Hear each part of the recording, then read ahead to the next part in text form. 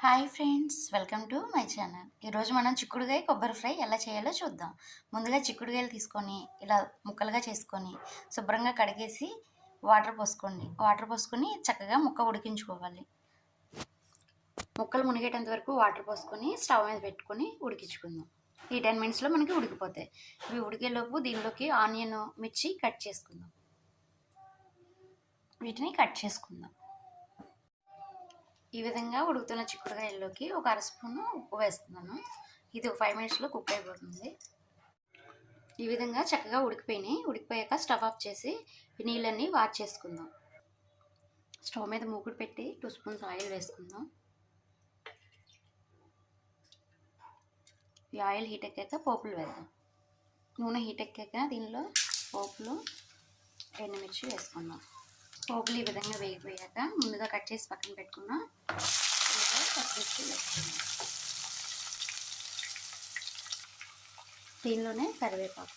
ఈ ఉల్లిపాయ పచ్చిమిర్చి అంత వేగక్కర్లేదు, లైట్గా వేగితే సరిపోతుంది. ఈ విధంగా ఉల్లిపాయ వేగిపోయింది కదండి. వేగిపోయాక దీనిలో వెల్లుల్లి రెబ్బలు 4 దంచి పక్కన పెట్టుకున్న వెల్లుల్లి రెబ్బలు 4 వేసాను. దీనిలో మనం ముందుగా ఉడికించి పక్కన పెట్టుకున్న చిక్కుడుకాయ ముక్కలు వేసుకుందాం.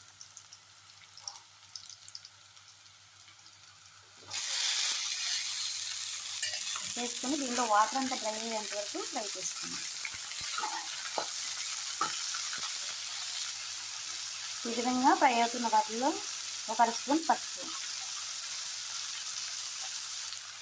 ఇది ఆల్మోస్ట్ ఫ్రై అవ్వచ్చింది. దీనిలో 1 స్పూన్ సాల్ట్ వేస్తున్నాను. వేసి చక్కగా కలిపేసుకుందాం.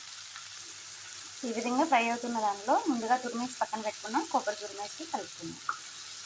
ముందుగానే కొబ్బరి వేస్తే దీనిలో మాడిపోతుందండి. మనకి చిక్కుడుకాయ మగ్గడానికి త్వరగా ఫ్రై అవ్వదు.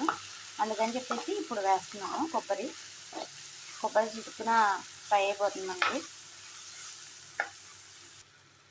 ఈ విధంగా ఫ్రై అయిపోయిందండి చక్కగా. దీనిలోకి 1 స్పూన్ కారం వేస్తున్నాను.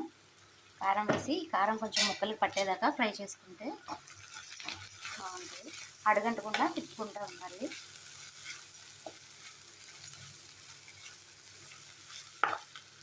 ఇదిగోండి చక్కగా ఫ్రై అయిపోయింది మనకి. ఇప్పుడు స్టవ్ ఆఫ్ చేసి సర్వింగ్ బౌల్లోకి తీసుకుందాం. ఇంతే అండి, ఎంతో రుచికరమైన కొబ్బరి చిక్కుడుకాయ ఫ్రై. ఈ వీడియో మీకు నచ్చినట్లయితే లైక్ చేయండి. కొత్తగా నా ఛానల్ని చూస్తున్నట్లయితే సబ్స్క్రైబ్ చేయండి. Thank you friends.